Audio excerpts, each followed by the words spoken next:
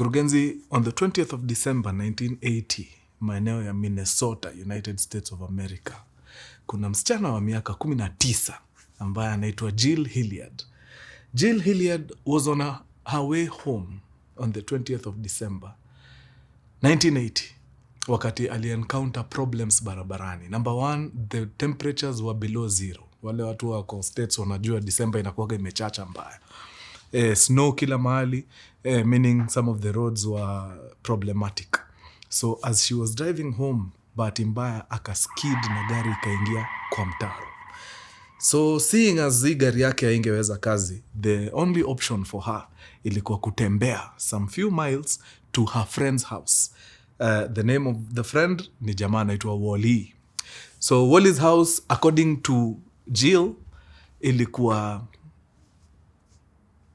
a few miles. Yeah, mahali angeweza kutembea. Some minutes angefika pale. Unfortunately, na hii, the prevailing weather conditions, I think pia alikuwa ame-underestimate your distance. Haikuwa some few minutes. Jill would proceed to walk for hours. By the time alikuwa anafika kwa maeneo ya huu rafiki yake Wally, alikuwa amefika mwisho. Temperatures zimeenda chini zaidi, mwili imepambana kugenerate heat, amechoka, ameisha kabisa. So as anaingia kwa driveway ya Wally, she trips on a wire and falls down face first kwa snow. Because she was too weak, akashindwa kabisa kujiamsha. And she would sleep there for 6 hours until the following morning wakati Wally aliamka. So Wally akitoka nje, anaangalia pale kwa driveway, anaona a pile of snow which was a bit unusual. Akashindwa ni nini inaweza kuwa iko hapo. So akatoka akaenda kuangalia, na kufika pale akapata kabisa it's a human being amelala. So he flipped her over na akapata ni nani, ni rafiki yake Jill. So of course akamshika, akajaribu kumuingiza kwa nyumba, but alikuwa frozen stiff, like ni kama nyama iko kwa freezer. Na vile alianguka, macho zilikuwa zimefunguka, hakuweza kufunga. So alikuwa amefreeze kama amefungua macho. Ilikuwa ni noma deadly. So Wally akamuingiza kwa nyumba, akajaribu kupigia 911, simu teketeke, wale majamaa wakakam. The reason why ali rush kupiga hii simu mbio mbio ni sababu after amemflip, after a few minutes, ali notice kuna like air bubbles natoka kwa mapua. So akaona maybe there's a chance huyu msichana yuko alive. So akaenda akamfunika na mablanketi nini, akacall cops wakakuja, na emergency team wakamchukua, wakamweka kwa ambulance na wakampeleka kwa hospitali. Man, hata kujaribu kumweka IV was a problem, sababu mwili ilikuwa solid kabisa. Walijaribu kumdunga, masindano zinavunjika tu. So wakamuom for like a few hours, wajaribu kuona, wakajaribu kupima pulse, ilikuwa chini mbaya. I think at some point ilikuwa inachezea like 12 beats per minute. So madaktari hawaku lose hope, wakangangana na Jill kabisa, na after 3 hours Jill akaanza kuamka pole pole. Long story short, Jill would proceed to make a full recovery. That was miraculous, sababu zile temperature alikuwa amefika maze. People don't usually come out of that. Why ama how frostbite haikumtandika, nobody knows. I guess maybe ni juu alikuwa pia amefiti, alikuwa na magloves, mittens nini, hizo zile mboshori zao za baridi na whatnot. Yeah, but coming out of that was indeed miraculous. Yeah, so she survived. Na akatoka kwa ngori, man. Maajabu ya Mungu. Okay, tuende kazi.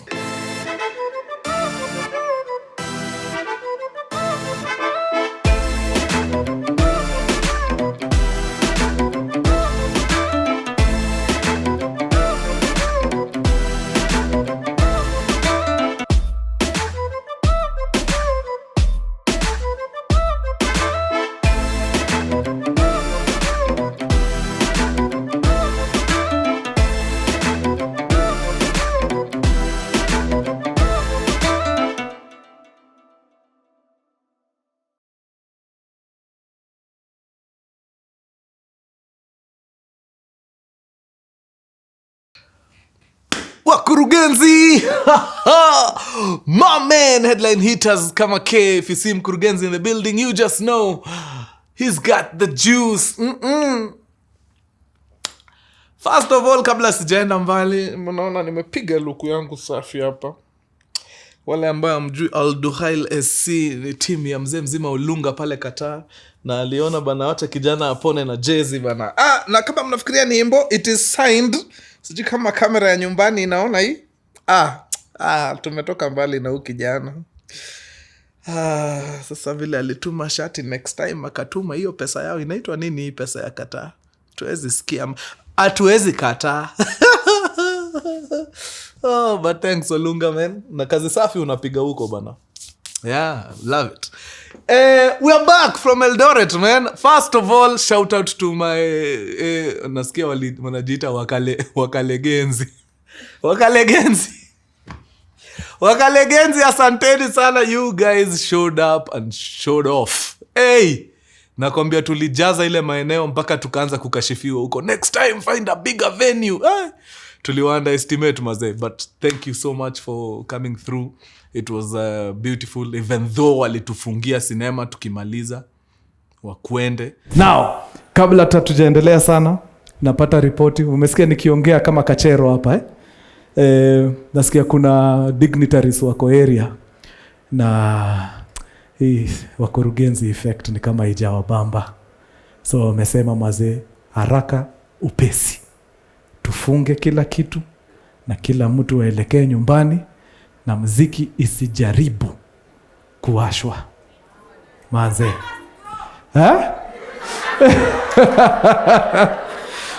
Kama ni ukweli watu wa serikali ndio walitufanya hivyo, Mungu amewaona. Yeah, but uzuri walifunga wakati tunaenda kumaliza anyway.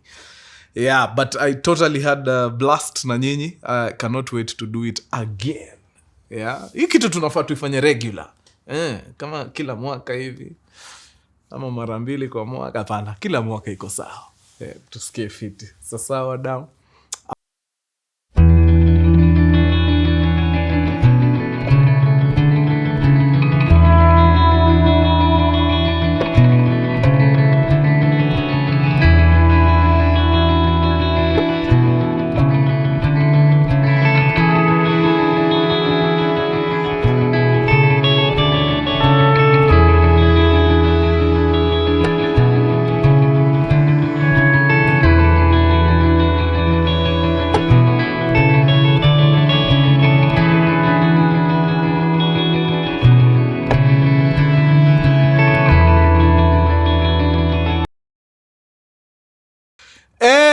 After Eldoret tumekula tear gas guys.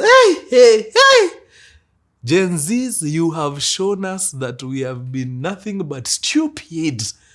Tunawezaje kaliwa miaka 50? Are we nuts?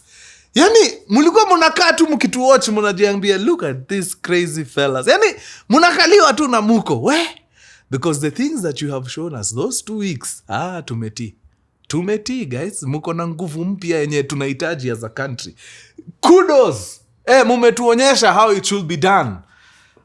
Lakini tear gas naye tumekula. Kuna kierere iliniambia ni mjaribu kwenda bunge on Thursday. Sijawahi ona siku mrefu hivyo. Pale kwa highway tulikuwa hapo mazee tunajipiga kifua deadly. Ndio sisi tunaenda kukula kale kakona kakuingia parliament na hii side ya highway.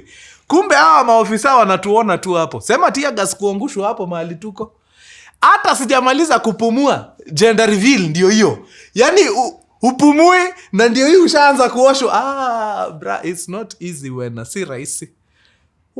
Si rahisi. To the people who lost their lives during the revolution, may their soul rest in peace. But the government should know that we will not forget. Hatutasahau. We will not relent and we will not forget. Tutakutana tu. Nice. Kama watu ni wajanja wanajua kile wanafaa wafanye. Hizo time za watu 5 kucall shots, hizo zimeisha. Yeah. Saa hii the power is in our hands. So vile tunataka muende ndio inafai kuwe. Kama mnasikia mko na bado nguvu ya kupimana kifua ni sawa. Haina mambo. We are patient. Si tutapatana tu hiyo 2027 ambayo haiko mbali. Bas. naona mnatuprintia matisha hapa mkituomba msamaha. Hata sisi tunaomba msamaha sababu ya kuwapeleka nyumbani 2027. We ask for forgiveness in advance because you are going home. Good. And on that going home spirit, leo nataka tuingie kwa hekaya moja kwa moja mpaka bara ya Europa. Country ni Romania na mida ama mnamo ni miaka za 1980s, 1989 to be precise. So in 1989 tarehe 17 actually no, tarehe 21, rais wa Romania jamaa anaitwa Nicolae Ceausescu ako kwa balcony pale kwa hiyo building yao anahutubia raia pale.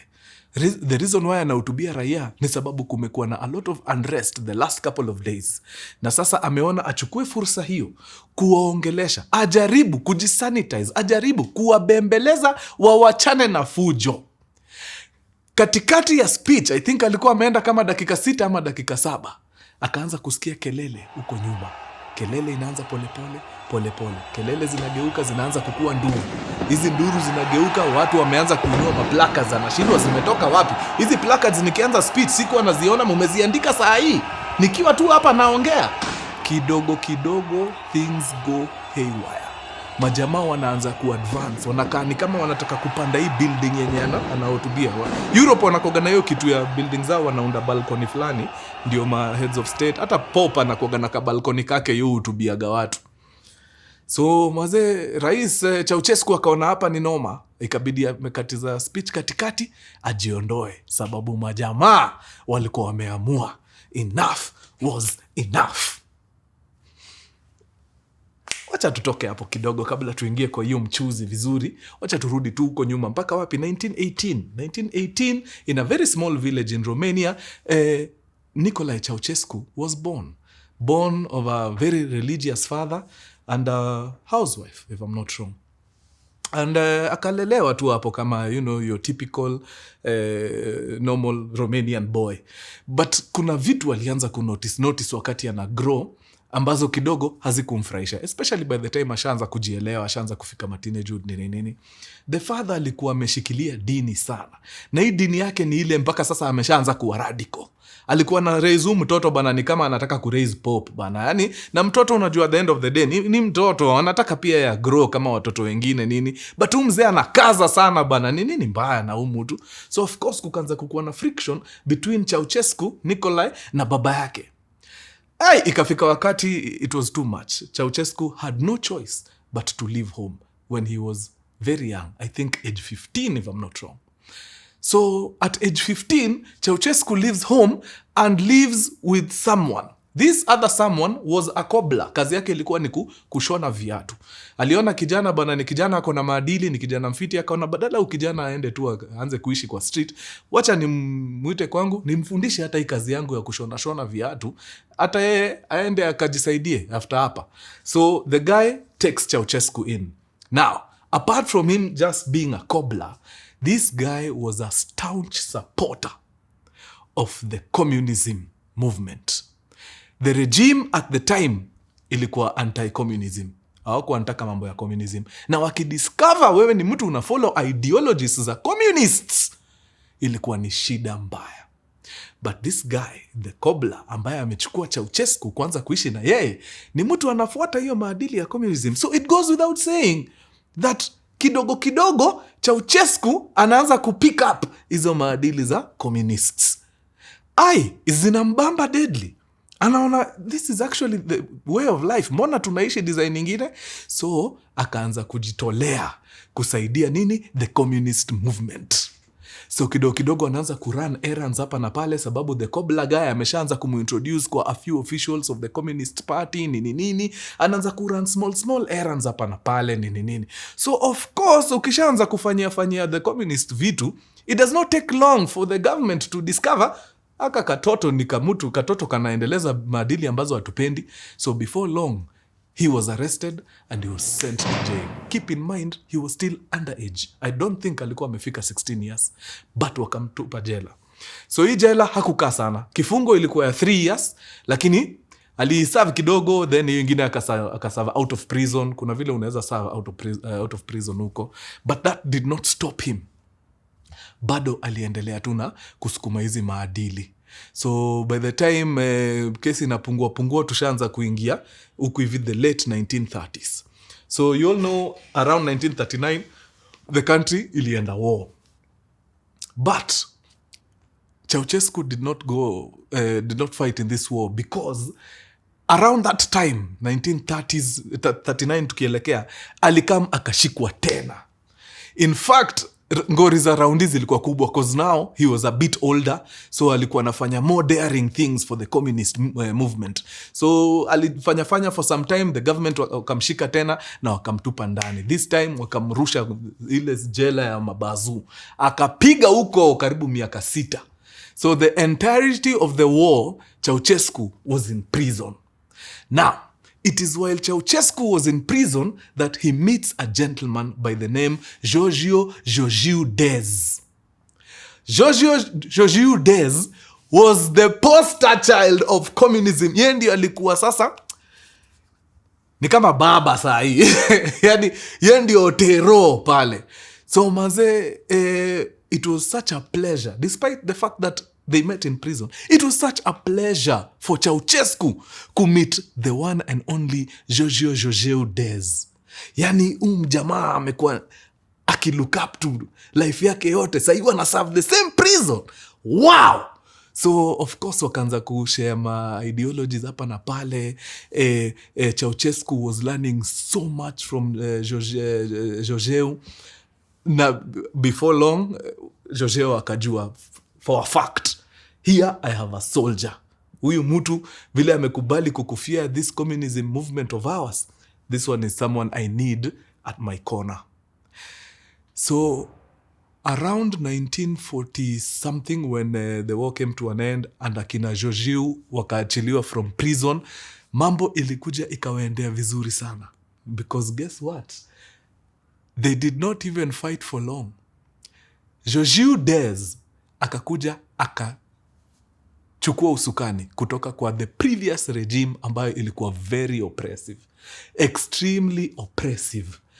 Now of course Georgiu Dez ataingia na atengeneze kamati yake ya wale watu wake wa karibu. So it wasn't a miracle that one and only Nicolae Ceausescu alikuwa kwa kamati ya kujenga serikali mpya ya Georgiu Dez.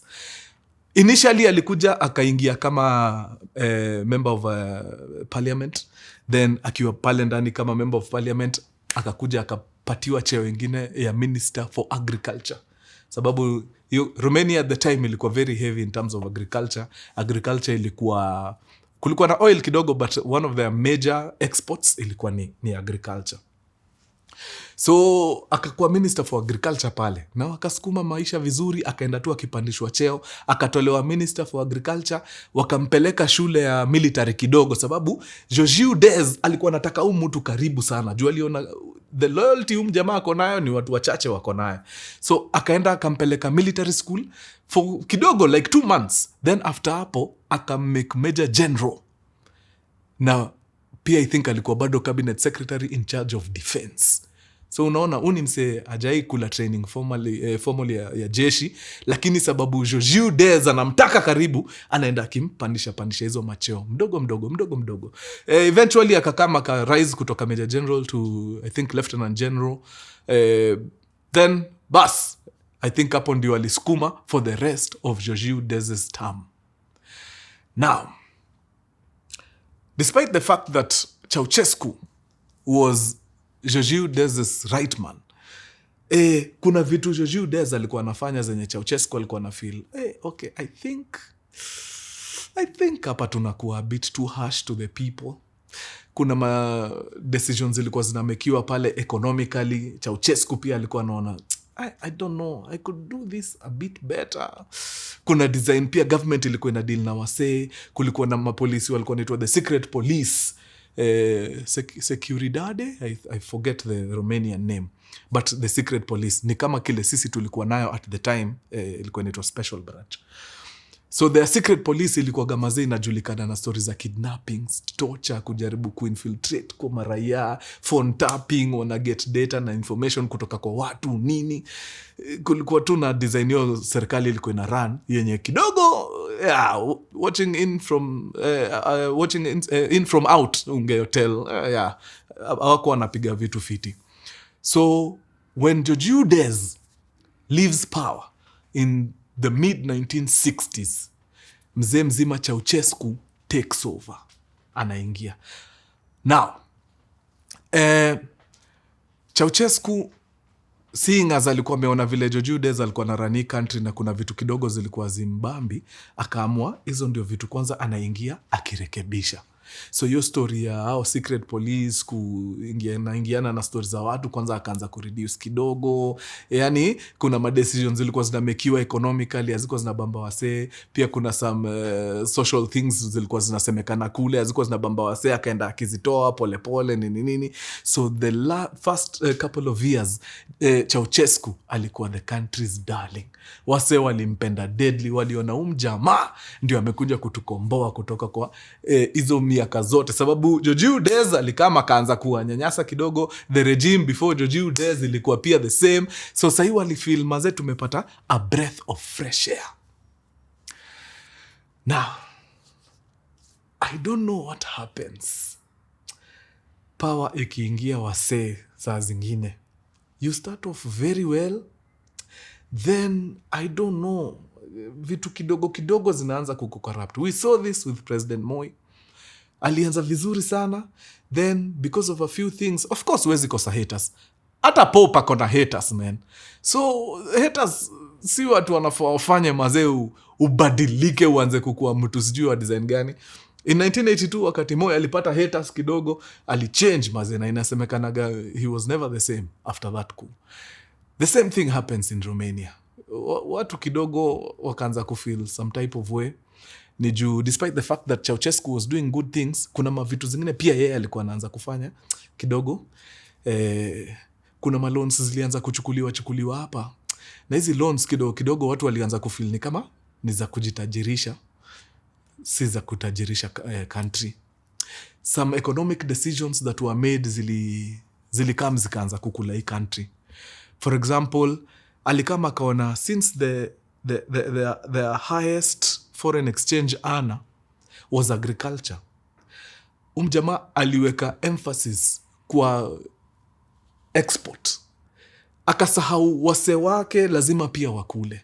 So mafarmers mazee zao na maproduce zilikuwa zinachukuliwa zote zinapelekwa nje, sababu zile dollars wanaokota kutoka nje nani Ceausescu anazitaka. By this time Ceausescu, actually right after atoke prison, wakati anafanya kazi na George Udez, alikama kapata mubebez anaitwa nani? Elena Petrescu. So Elena Petrescu before long gets married to Nicolae Ceausescu. So now she's Elena Ceausescu. Elena pia ni mtu mwingine pia alianza tu kuingiza za ovyo. Nicolae ndio alikuwa president, lakini watu walianza kufeel to some extent Elena was calling the shots. Some decisions Nicolae was making, mazee unaona hapana. Hii mama ame influence. Na most of the times ilikuwa zinaenda kuwauma. So kukaanza kukuwa na hiyo bad blood. Wase wanaanza kuona hapana. Tulidhani Ceausescu ndio atakuwa savior, lakini no, kuna vitu hazi make sense hapa. Hiyo story nilikuwa nawaambia mazee ya kuweka a lot of emphasis on agriculture for export. Ilifanya mazee mpaka subsistence farmers mazee wanakuwa forced kutuma chakula yao nje. So before long hawako na kitu ya kukula, sababu kila kitu inatoka kwa shamba kama imepandishwa ndege imeenda. Sasa huyu jamaa badala jaribu kureverse situation kidogo, aseme okay, I think maybe we're exporting a lot, let's cut down on the exports kidogo ndio watu wapate chakula. Yeye anawaambia nyinyi ndio mtapunguza chakula.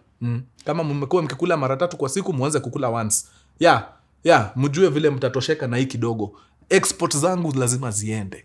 So unaweza tell hapo kuna some greed, sababu hii pesa si ati ilikuwa inakuja kusaidia country sana.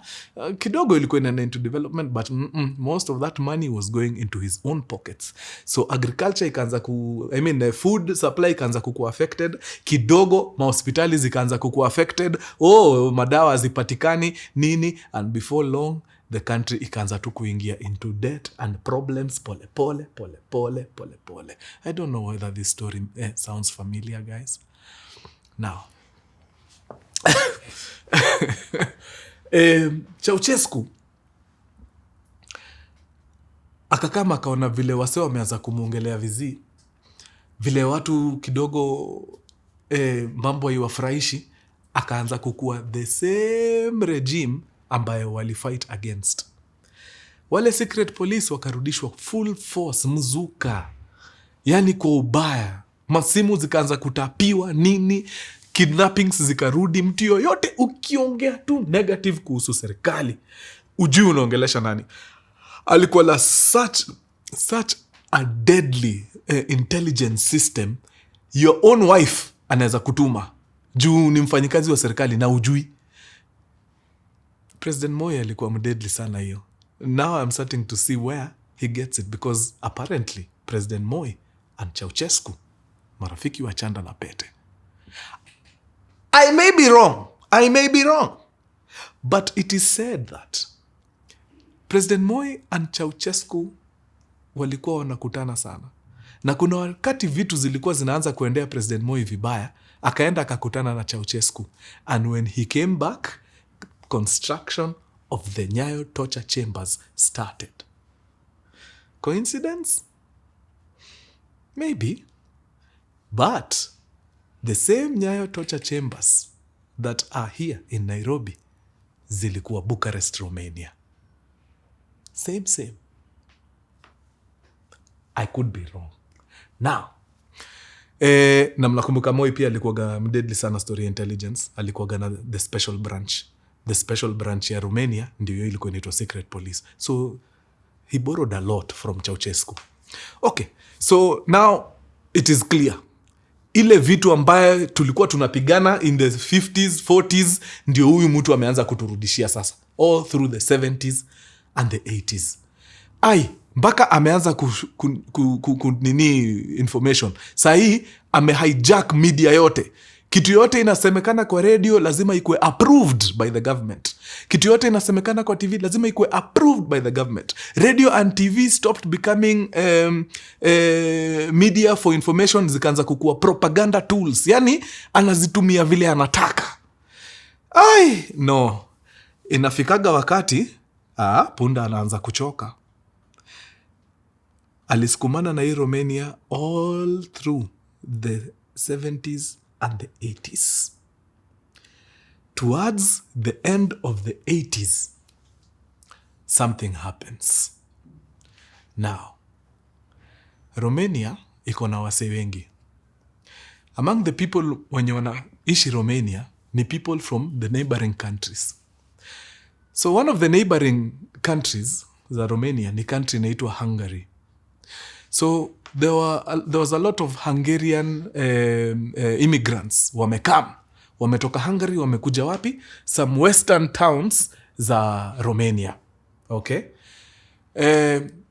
There's a town in western Romania, I forget the name, but it sounds something like Timișoara. Either Timișoara or something. It's uko in the west of Romania. So there's a Hungarian pastor ambaye alikuwa based hiyo side ya Timișoara. Yeye alikuwa tu ni pastor. Anahutubia, anafanya nini? Anahubiria wananchi pale. Na his congregation ilikuwa primarily Hungarians, but kulikuwa na a bit of the Romanians as his congregants. That's number one. Number two, that western side of Romania ilikuwa kidogo ukitune TV yako vizuri ama radio yako vizuri, ungepata a few channels za Hungary. Juu wako huku west kabisa, wako karibu na border. Inaitwa Timișoara ama sio? Ulikuwa na confirm? Okay, sawa. So kuna tu Maromanians wako the western side, wakitune vitu zao wanaanza kusikia news za wapi Hungary. So Hungarians wakaanza ku open up the Romanians macho sana, juu hao wanasema vitu zina happen huku ndani no ziko off. But sasa hao wenye wako ndani Romania hawaoni problem, sababu kila kitu iko controlled. Even the news that they consume ni news tayari ishafanywa scripting vizuri, wanaambiwa vile kila kitu iko sawa, nothing to worry about. But the people from the borders, juu wana get news kutoka nje, wanaanza kufunguliwa macho. No, hivyo vile vitu zina run Romania, sio hivyo vile vitu hazifai kuwa zina run hivyo. So kidogo combine news kutoka nje, wase wa Romania huku West wameanza kusikia. Number 2, huyu pasta wetu ameamua kama mbaya. Juu hata yeye amekuwa akisikiza hizi news kutoka Hungary. Unajua he's Hungarian but ako ndani ya Romania. So ana consume a lot of Hungarian news huko. So yeye amekaa pia akaanza kujiambia by then ni ukweli. Kuna vitu na notice nikiwa hapa ndani zenye hapana hazifai kukua hivyo. Hapana. Yaani mpaka rate ya watoto mazee kwa orphanage hivi. Sababu mazee mtoto anazaliwa hata wamalizi miezi 2 wazazi wake sijui wamepatikana wakifanya nini, wana executiwa wote ama wanatupwa ndani. Things are not right. So this pastor decides to do an entire sermon on one Sunday. Kuambia tu wase, it's about time you guys opened your eyes, because huyu rais wenu huyu Ceausescu kuna vitu anafanya si mzuri. Na huyo bibi yake pia asaidi. Pia huyo wife kuna shots, ana call shots huko. Na mumeona ile lifestyle wanaishi. Sitaki kusema ati nyinyi mnaona vile hii country inaumia. Hiyo lifestyle Elena na Nicolae Ceausescu wanaishi, hiyo ni lifestyle ya watu ambao wanakula ngori kweli. Like nyinyi mnaumia hapa, mnaambiwa mskip meals sababu chakula haipatikani, na hao wanaishi kama mabilionea. Is that right? So pastor maze akafanya hao congregants wakafunguka macho deadly. That one sermon brought about a whole revolution. The date was 17th of December 1989. Let me tell you, wase walitoka kwa hiyo sermon wakiwa charged up. Manze wase wakaingia street, yani ni demonstration, mother of all demonstrations. Of course the secret police wakarelay information back to capital city Bucharest. Wakaambia Ceausescu huko Timișoara. I hope people inaitwa Timișoara, nisikuwe naita jina hii. Huko mazee mambo ni ngori. Nini mbaya? Wase wako kwa street wanasema manze mmekuwa mkiwabeba ufala deadly na it's time hiyo mambo yote iishe. So of course Ceausescu being the dictator that he was, akatuma the secret police huko, akawaambia endeni huko mfanye kazi. In fact, including the military pia. Ingieni huko muhakikishe hiyo demonstration imeenda chini. And the forces were deployed huko Timișoara. Wase walikuwa kwa street deadly. The forces mazee waka open fire to the people, na a lot of people were massacred on that 17th of December 1989. So sasa the country imeumia deadly. News imesha tembea vile Timișoara mazee mambo imeenda vizii, vile wase wameangushwa huko bana, yani ni kungori. So kidogo ma uprising zikaanza. Other towns zinaanza pia hao kuinua mikono, hapana tumekuwa tukibeba ufala for far too long. Other towns zimeanza kuingia riot pole. So before long hii riot imetoka all the way from the western side of Romania, imeanza kukuja pole into the capital city, which is Bucharest. So now this is the 4th day on 21st of December 1989. Mazee security wanaambia Ceausescu, man ni kungori. Umeona mazee huko hivyo, after tumefunika watu na mabunduki na marisasi huko nini, hizi riot zimeanza rise deadly, na sasa ndio hiyo imeingia wapi? Imeingia Bucharest. So badala ya kunyamaza, address the people. We enda waongeleshe, wapatie hope, waambie zile vitu deadly umefanya na hii serikali, ndio kama wako na mauchungu watulie kwanza, hakuna haja. So Ceausescu decides, you know what, iko sawa, let me address the people. Niwaambie vile nyinyi mnaona ni kama tunaumia, lakini mimi najua ile kazi tumekuwa tukifanya hapa. So kidogo hiyo address inapangwa pale kwa ile balkoni yake, anaekewa PA system yake fiti nini, kila kitu iko safi. Wase wana come in the thousands, ni wengi hivi. So Ceausescu anaitwa, anakuja. Of course kuna a few people of the secret police wako pale, a few cabinet people wamekaa hapo kando, then yeye na wife wake wanaingia na teke Ceausescu anaenda kwa microphone. Anaingia pale kwa microphone na ana proceed kupatia na speech yake vizuri kabisa. Everything was calm the first 6 minutes of the speech. I don't know what he said. Hapo karibu dakika 6 tukielekea 7. Huko nyuma ngori zikaanza. Watu wakaanza kushout kidogo, watu wakaanza kubuu kidogo, ndio hizo placards zimeanza kutokea kidogo, watu wameanza kuleta ngori. Mrs. Ceausescu wako hapo kando, Elena anashanga, wase wanadharau aje mtu wangu, haiwezi. Akasimama akaenda kwa mic akaanza kuzushia wase, na alikuwa gamzie huyo mama alikuwa akiongea hivi, mazee mnatii. Akaanza kuzushia wase, anaambia wase, nyinyi hamjui vile bwana yangu amewasaidia magasia, nyinyi mnafikiria nyinyi ni kina nani? Wase wataki kusikia. Sasa ndio inachacha deadly. Kidogo watu wameanza kuadvance, wanaanza kukuja tu, wanaanza kukaribia hii building vizuri. Kidogo watu wanaanza kukani kama wanapanda hii building. Mazee Ceausescu akaona uongo mbaya, hapa pameharibika. So akatoka yeye, wife wake na wase kadhaa wa security, na I think one of the cabinet secretaries if I'm not wrong. In total walikuwa mtu 6 wenye walitoka hapo. So wakaingia ndani ya one of the rooms huko kwa hiyo ofisi yao. Nimesahau hiyo ofisi ilikuwa inaitwa nini yenye alikuwa na address. I think ilikuwa headquarters ya the Communist Party. Yeah, it was the headquarters ya the Communist Party. So wakajifungia place fulani safe huko na wakakaa. By the time his speech ilikuwa inapigwa, ilikuwa huko jioni on the 21st of December. Walikaa hapo until the following day, the 22nd. So the 22nd aso anaambiwa, mazee huko nje bado imechacha deadly man, ni kungori. Military si wafanye mambo yao. Military wanaitwa kakani kama wana shoot kwa hewa kujaribu kunini, but hawa say hawa relent. Wasa wameamua enough is enough. Ceausescu lazima aende, kwani iko nini? Tumeumia for far too long. Sasa hapo ikakuwa hakuna design nyingine. Ceausescu had to go. So wakapiga simu. Ceausescu alikuwa na simu yake, si simu, saa. Hiyo saa alikuwa tu akipiga signal fulani hapo, inatupa signal kwa some military guys, au military wanajua mahali yuko na wanakam wanamuokoa immediately. So helicopter ilikam kwa rooftop. So wakaland vizuri, 2 pilots na space ya watu 4 nyuma. Akaambia waka-communicate, wakasema ni aje tumeshafika. So Ceausescu na wife wanaweza come through to airlift tuende. So wako hapo kwa rooftop wanangojea, wanasikia tu huko nyuma wase waliona hii helicopter ikikama, wakajua umse anataka kuhepa. So wase waka-infiltrate building sasa vizuri, walikuwa wanapanda mpaka na wall wajaribu wafike huko juu, umse asijaribu kutoka hapo. But unfortunately for them hawakuweza. Fortunately for the Ceausescus, waliweza kutoka kwa ile room walikuwa, wakapanda juu kwa rooftop wakaingia. But pale kwa rooftop walikuwa mtu 6. Hii helicopter iko na space ya watu 4 peke yake. Believe it or not, waliingia mtu 6 hapo ndani. Okay, mtu 4 plus the 2 pilots ni wa 6. Ilikuwa na waliingia 6 people kwa space ya watu 4.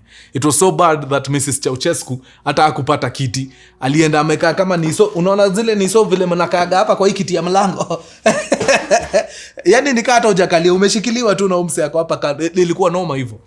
So helicopter ikabidi take off na wase wa 6. Helicopter naye si kama matatu unaweza overload. Helicopter mazee, weights and balances. Kuna weight, hii kitu imeandikiwa, ikianza kupita hizo weight inaanza kuaffect na vile ina fly. So mazee mjamaa na try ku lift hii helicopter yake bana, inasumbua deadly. But Mungu anasaidia.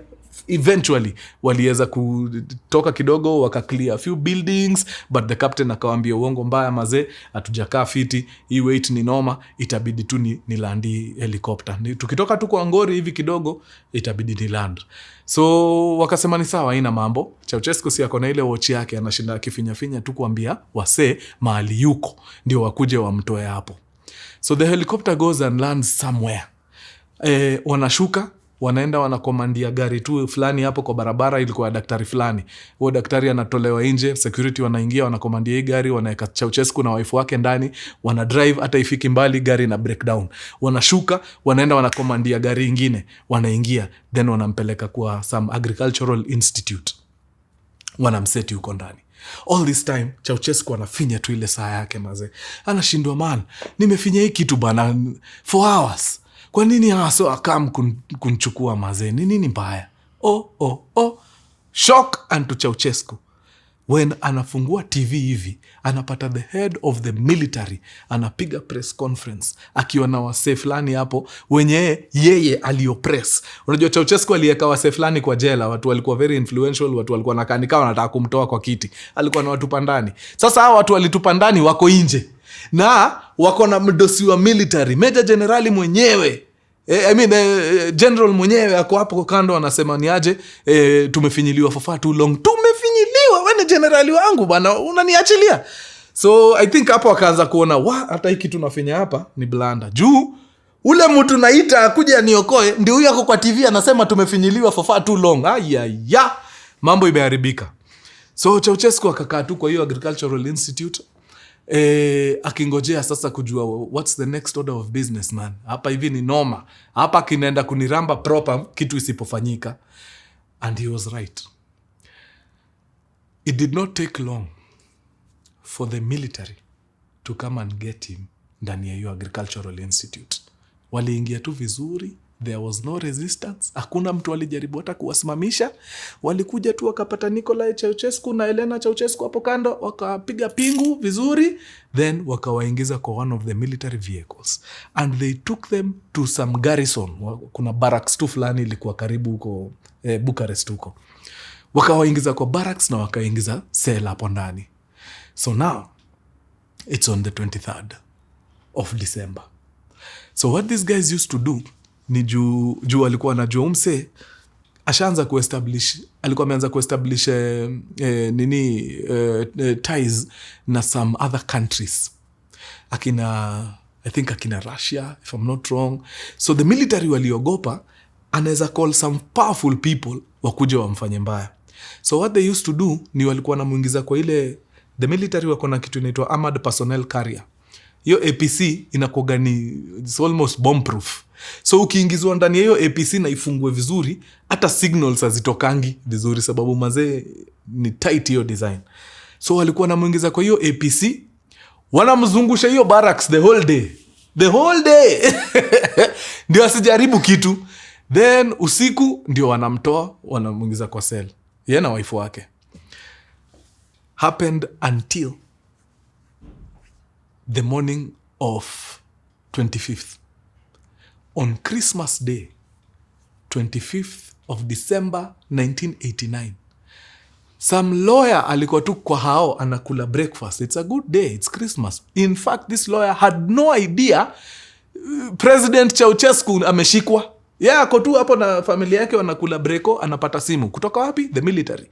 Ni aje? Poa. Wewe ni lawyer deadly. Come. Nini happen? Kuna mtu tumeshika na tuna need umrepresent. Sababu sisi, hata kama sisi ni military, sisi ni watu fair. Hatutaki isemekane tuliingiza tunataka umpatie representation vizuri kwa koti. Sawa, lawyer akatoka, akaenda, anafika, anapata clients wake ni the Ceausescus. Ebu imagine shock ya jamaa. So anawaita kando, he's given only 1 hour kupanga hii kesi. Yenyewe ujue military walikuwa shachoka na jamaa. So anaambia you have 1 hour mpange kesi na hao jamaa, tunakutana after 1 hour tuingie kotini straight. Of course ni court martial, juu ni military ndio wana take over, ndio wana handle kitu. So the lawyer anakaa chini na wase, anawaambia from the word go, tukianza go through hii kesi 1 hour is not enough, hatuwezi. So tusiingie huko, tusianze ati nilifanya huyu ya kufanya hiyo hatutashinda. So the easiest way out ni from the word go tuseme nyinyi ni wenda wazimu bas. Pleading to insanity mara moja, tufunge hii kitu, utapatiwa reduced sentence, uingie kama ni asylum ama nini bas. But ukienda pale na hiyo kiburi hatutasaidika. Of course Elena Ceausescu diva akubali yeye ni mwenda wazimu, ajikute akaambia lawyer hiyo ni upuzi, hiyo bangi umevuta zima. Kama unafikiria nitaenda hiyo kotini niseme mimi ni mwenda wazimu tu vinyangarika ya watu. Unajua watu ni watoto wadogo. Kwani hao military wanafikiria hao ni nani? Ceausescu anajaribu kumfinya hapa, nani cheza chini. Elena hataki kusikia. Hapana, mnaniambia nini hiyo? Hiyo ni nonsense. Tunaingia huko hivyo, tuna kesi hii kitu vile inafaa. Lawyer akawambia ina mambo. Mi hapa naona mumejichimbia, lakini if you insist, ni sawa. Tuende kotini. Na lawyer anapatia na ripoti huko, ni aje si tuko sawa, wacha tuingie tu kesi. Wadau, that case lasted less than 3 hours. These people had already made up their minds. The military walikuwa sure, hawa tunataka tumalizane nao. Hata hiyo kesi, hiyo 3 hours ilikuwa tu ni formality. They had already decided the Ceausescu's fate even before the lawyer was called. Walikuwa sha decide. So now, kesi imeingia, 3 hours in, the military finds the Ceausescu's guilty of, I think, 7 counts. Mazee misappropriation. Kidnapping and murder. Yani, embezzlement. Ama jamaa wako na accounts ziko majuu, ziko na millions of dollars. Na watu wao mazee wana starve hapa kwa nini? Makosa ilipangwa hivi wewe. Deadly. Ceausescu wako hapo anasikia tu mazee, anajua hapa mazee mambo yetu kuisha. Hapa siwezi jitoa. Mrs. Ceausescu on the other hand, anawapasha kwa hiyo koti mbaya sana. Hata kujua, mnaniambia, nyinyi ni kina nani? Who are you? After case, wameshafindiwa guilty. Si ati mjamaa nakuja kumfunga pingu. Karibu wakule kofi. Unafunga nani pingu? Unanijua, mimi ni wife Orezo. Unaniambia nini? When the sentence was handed to these guys, Nicolae Ceausescu was 100% sure mambo yao imeisha. Mrs. Ceausescu on the other hand, mi sijui alikuwa anaona hii kitu ikiplay out aje. Alikuwa sure ye ndio bazu until the last possible second. Alikuwa 100% sure hakuna kitu hao vinyangarika wanamwambia. So the court martial finds Ceausescu guilty of all those things and they are sentenced to death. Yeah. And these guys were so convinced na hii kitu. Hakuna kitu ungeambia wasa wa military change mind yao because they did not even give him time. Usually wasa wakikondemiwa, unapatiangwa time, unaambiwaga tutakunyonga maybe after 1 week, after 1 month. They did not have that time. As soon as ile hama ilianguka tu hivi, guilty. Majamaa walifungwa mikono, wakapelekwa nyuma ya barracks mahali, wakalainishwa kwa ukuta. And ujue, guys were fed up. Sewa military waliuliza hapo vijana, who wants to be among the executioners? Kila mtu waliinua mikono mpaka miguu. Please, me teacher. Yani, they had a hard time kuchagua ile firing squad nini hase. So eventually wakachagua wase 8. Nyinyi 8 kujeni. Nyinyi, these 8 people were so hungry. Hata hawakungoja ile countdown. Unajua kuna ile countdown inakuwaga ile ya mwisho. Hawakungoja. In fact, hata the camera people walipatikana off. Before they focused, walisema hii kitu ikuwe televised. Ukiwa home, uone, ndio ujue ile siku wewe utaamua kukua mtu hivi kwa serikali, hii ndio itakupata. Nakwambia before even the cameras will focus hii execution vizuri, those 8 guys had already pumped over 120 bullets into Mr. and Mrs. Ceausescu. That Christmas, the dictator and the wife walikuwa executed in front of a live audience of millions of Romanians. After hapo, of course, wakachukuliwa. They went, wakawazika somewhere. In fact, nimeona juzi, I think sometime in 2012, ndio walienda wakaexhumiwa hapo mahali walizikwa. I think wakapelekwa to another resting place, siko sure ni wapi. And the government was reconstituted again. Wase wengine wakachukua gava na maisha ya Romanians ikaendelea kutoka hapo. Now whether the Romanians changed for the better, nyinyi ndio mtaniambia. Yeah, kama life ilikuwa imekuwa better after the Ceausescu's. I don't think kuna after 1989 kuna country ingine ishaipiga shughuli hiyo design. Like mazee muna execute former head of state na bibi yake mazee hiyo. Ni noma. Tulikuwa tumeisikiaga somewhere huko Singapore at some point. Who else did it? Kuna mse pia aliingia akatandika watu pale kwa beach. Oh no, that was Africa. I think ilikuwa Congo. Ama nimekosea? Siko sure. Yeah. So sisemi tuende hiyo direction. No. No.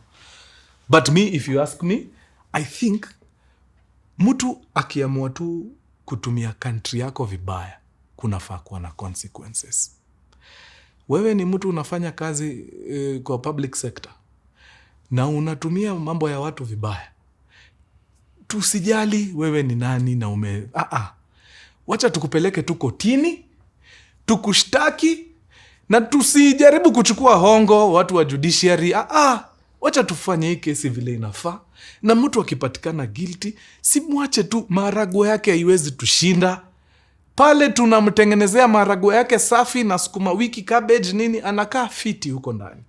Na tunahakikisha ile pesa yote ametuibia imerudi back to the system, iende isaidie sekta ya afya, iende isaidie sekta ya elimu, education na health. Hizo ndio area mbili mazee, tukianza tu wekelea msingi vizuri, tuko tu sawa. But na feel nika shida yetu kubwa ni we are very nonchalant. Tukishaibiwa tuko na hii notion ya si pesa yetu. Guys, it's your money, man. Si pesa yenu aje. Mtu anakuja hapa akiwa mtu hivi alafu anakuwa billionaire in less than 2 years, na unasema hiyo si pesa yangu. So ni pesa yako. Kwani ni magic gani hiyo anafanya hapo? It's your money. So tunafaa tuumie. Tukiona mtu mazee lifestyle yake inaanza kubadilika design fulani hatuelewi, let's ask questions. Juu kama wewe ni mdeadly hivyo unakuwa billionaire in under 2 years, mbona hiyo skill uiapply hapa kwa serikali? Mbona hii department una head atuoni hii growth? Mbona ni wewe peke yako una grow? Answer those few questions, man. Answer those few questions. I think history ya kukubaliwa wakam juu imekuwa ni a thing. Unaingia serikali, unatuibia, unakuwa billionaire, unatoka, unaachia mwizi next. It should not be like that. Let me tell you, kama tunaweza manage pesa yetu as a country vizuri, we do not even need to borrow. I kid you not. We don't even need to borrow. Hii pesa tu tunapoteza hapa daily zinaingia kwa mifuko za watu, ni pesa inaweza offset hizi loans tuko nazo. Number 2, hizi loans pia mbona tunazichukua sana hivi? I think vile tuna discuss mpaka hii finance bill inaenda kwa bunge nini na discussiwa, ndio the same way pia heads of state wanafaa pia wana nini hizi stories zao za kuchukua pesa. Like msee tu afai kuamka asubuhi aseme wacha niende hivi niokote do. Hapana, inafaa iende bunge. Wase wakae chini hii kitu mnaonaje? Tuna need kufanya ABC and D. Tunaweza kopa hii pesa. Wase bunge wakikubali sawa, wakikataa sawa. Lakini naye hata hii bunge pia ni ingine.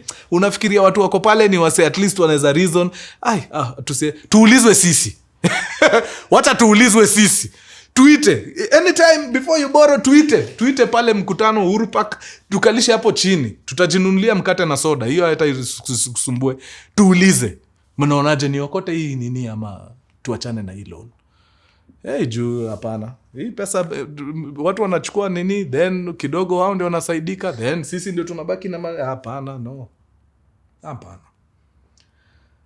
So acheni nisirant sana. Siku hizi nasikia watu wanaokotwa ovyo ovyo. But kitu nimesema, kuna mahali nimesema uongo. Kama mtu anaiba si aende ndani. Bas. Yeah. The power is in our hands. Once again, I want to apologize for the people we will send home in 2027. Haki si kupenda kwetu, ni kufinywa. Haki tumefinywa ya kutosha. Please, find it in your heart to forgive us. Sababu tutaamka mapema. In fact, campaign yetu tunaanza like 1 year to elections. Nakwambia Gen Zs watachukua kura hamtaamini. Our parents, kabla nifunge, let me address our parents. Please, when election dates are announced like this, please, tell us where you want to go for vacation. Tutalipa. We do not want to see you hapo kwa ballot hata kidogo, because you have proven to us time and again that you are not to be trusted. Our parents mumetuangusha. As recent as juzi, vijana wenu wanauliwa hapa parliament wakipigania haki zenu, then nawaona hapo mkishangilia mtu. Mumelipwa how much? Kuna video nimeona hapo mnashangilia mtu hapa ametuingiza kwa shimo na mnamshangilia hapo. Kumbafu zingine na waona wakibeba marungu huko ati sijui wameambiwa mnadanganywa na mumeona hiyo upuzi? Bana hata hatujazika watu wenye wamekufa parliament. Naona vijizee wamebeba marungu kwa street ati are you stupid? Akia Mungu, we will make sure hiyo siku ya elections tumewapatia kazi. Mutaenda holiday, tutawapeleka hizo maunini, muende muangalie mandhari, musikie vizuri. Leave everything to us because you have shown us time and again that nyinyi affairs za hii country amujui na amujali. Because how can you be lied to for all those times? Nyinyi wazee wetu na waongelesha. Mulianza kudanganywa huko enzi ya 90s. Munadanganywa tu kila election without fail. Na amuoni there's a problem? Hapana, mkuende. Mukae nyumbani hiyo siku ya elections. Tutalipa entertainment nini? Yani tutahakikisha you are very comfortable. Wacha millennials na Gen Z waende wa vote. Hapana. Yani hata nilishangaa sana. Yani hata siku 2 hazijaisha sti. Naona wazae wamama wanadansia nani pale. Utafanya hata ni mention hapa nianze kuokotwa na no. Saa ingine read the room guys. Ai.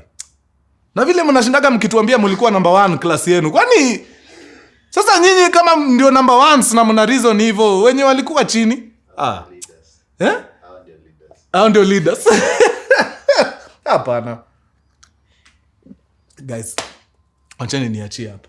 Naweza ingiza hasira hapa alafu mwanze kuweka posters zangu. Free mkurugenzi. Hapana.